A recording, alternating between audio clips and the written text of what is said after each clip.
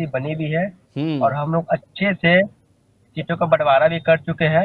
और अब आज रात में आप खुद देख लीजिएगा, अनाउंस हो जाएगा नहीं और हम कर लोग तो चुके हैं, बट सहमति के ऐलान साथ करने में क्या दिक्कत है? अरे कम से कम भैया हो प्रेस जाएगा। कॉन्फ्रेंस नहीं करनी है तो ट्वीट ही कर हमारे दीजिए। हमारे हमारे जितने भी बड़े नेता भी सब दिल्ली में, आज शाम तक वो हमको उम्मीद है कि आएंगे वो, और शाम में अपना देख लीजिएगा, आज के बाद क्लियर हो ही जाएगा आज आपको। और हम्म। हमारी सरकार ही बनने जा रही है, हम लोग में कोई किंतु परंतु है ही नहीं। हम्म। वो किंतु परंतु है ही नहीं, क्या दिक्कत है क्या प्रॉब्लम, सबको सब सहमति बन चुकी है हम्म। नहीं, आप पार्टी के प्रवक्ता हमारे हैं, से। कार्यकर्ता हैं, आपको लग रहा है कितनी सीटें मांग रही है? आला कमान क्या कह रहा है आरजेडी से? कोई तो संख्या होगी। देखिए आला कमान, हम एक प्रवक्ता है, हम एक हम्म। साधारण प्रवक्ता है। आला कमान से मेरे प्रदेश अध्यक्ष बात कर चुके हैं, हम्म। जो गठबंधन के नेता उनसे सहमति बन चुकी है, इसमें हम कुछ नहीं कह सकते हैं। मगर ये हम्म। इतना जानते हैं कि हमको जो डिमांड था हम लोग को वो पूरा हो चुका है। हम लोग अच्छे से चुनाव बिहार में लड़ेंगे और जावेदारी के साथ बिहार में उतरेंगे और बिहार में सत्ता बनाएंगे। हम्म। ममता जी, जेडीयू की लिस्ट आ गई है, बीजेपी की भी लिस्ट आ गई है। अभी चिराग पासवान का इंतजार किया जा रहा है और जेडीयू की लिस्ट में कई सारे मंत्रियों को रिपीट किया गया है। 3 बाहुबली जो हैं उनको भी मैदान में उतारा गया है, चाहे मोकामा से अनंत सिंह हो या फिर दूसरे 2 नाम हो। तो आप पर ये सारे आरोप लगा रहे हैं विपक्षी पार्टियां खासकर, क्योंकि अनंत सिंह का चुनाव लड़ना और तमाम जो बाहुबली उतारे हैं जेडीयू ने, क्योंकि गठबंधन सो आप ही से है उन सबका। तो आपको लग रहा है ऐसे बाहुबलियों को मैदान में चुनाव में उतारना चाहिए? जो विपक्ष कर रहा था वही आप लोग कर रहे हैं।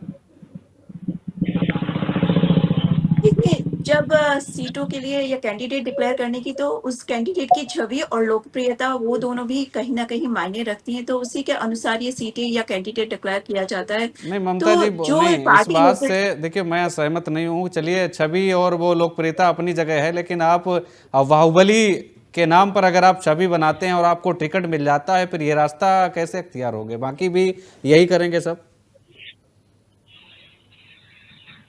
देखिए, वहाँ पर जो हमारे राष्ट्रीय नेतृत्व है, मैं धर्मेंद्र प्रधान जी और जी। सारी पार्टी के जो वरिष्ठ नेता हैं, जो मिलकर उस निर्णय को ले रहे हैं, क्योंकि जब चुनाव होता है तो पार्टी के लिए सीट निकालना भी उतना ही आवश्यक होता है और साथ में हम्म। चीजों की छवि भी बचा के रखना, और चीजें बहुत सारे समीकरण होते हैं जिनको ध्यान में रखना होता है। तो मेरे हिसाब से जो हमारे नेतृत्व हैं, वो वहां पर जो डिसाइड कर रहे हैं, वो सीटें सोच समझकर, और जो समीकरण के हिसाब से बिल्कुल सही और सही है देश के लिए और राज्य के लिए, उसके अनुसार वो सही चुन रहे हैं। हम्म। तो विकास जी, अभी तो कोई स्थिति क्लियर हो ही नहीं पा रही। न तो कांग्रेस वाले बता पा रहे हैं कि वो कितनी सीटें मांग रहे हैं, बस हवा में बातें हो रही हैं, हवा में ही बंटवारा हो रहा है, ना तो अभी ऐलान हुआ है। तो क्या स्थिति है? आपको लग रहा है कि आज शाम तक कुछ बात बन पाएगी? क्योंकि कल के ही दिन शेष है, परसों तो नामांकन हो ही जाना है। अब तो बात तो बन ही जाएगी जैसे भी बने। लेकिन ये कह रहा था कि अमी जी ने कहा था कि वो गोविंदपुर से लड़ेंगे।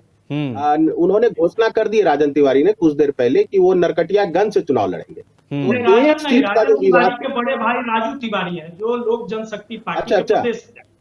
जी, मैं उनकी हाँ बात तो कर रहा हूँ, वो राजन, आपको राजन, बनी। हाँ ठीक है ठीक है, राजन तिवारी जो है नरकटियागंज से लड़ेंगे। तो मान के चलिए कि 2 भाई को तो एक साथ टिकट देने से रही लोजपा, हम्म। एक को तो टिकट दे दिया। आप देखते हैं कि हो सकता है, नहीं, मेरा ये राजन संकेत है तिवारी कि भाजपा में थे, राजन तिवारी लोजपा में नहीं थे, राजू तिवारी लोजपा के। हाँ, लेकिन उनको मिल रहा है नरकटियागंज। अच्छा, देखिए दोनों तरफ कुछ मुद्दे हैं और ये मुद्दे स्वाभाविक हैं कि एस्पिरेशन है। कांग्रेस को इस बात के लिए बधाई देनी चाहिए कि हम्म। उन्होंने कम से कम स्पाइन दिखाया इस बार।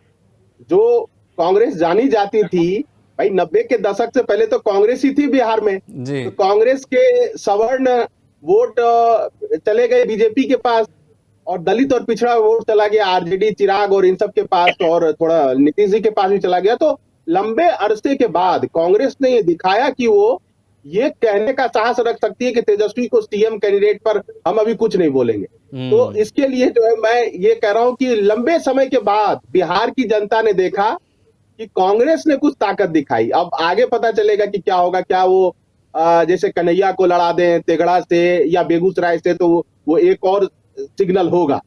तो अब एक बात तो ये है कि कांग्रेस ऊपर से तो दिखा रही है, लेकिन हम्म। अगर संगठन मजबूत होता तो कांग्रेस को सीटें तुरंत दे देती आरजेडी। बिल्कुल। लेकिन आरजेडी का यह कहना है कि कांग्रेस का संगठन इतना मजबूत नहीं है कि वो 70, जैसे पिछली बार देखिए 70 सीटों में 19 जीते और हम्म। 44 पे दूसरे नंबर पे रहे।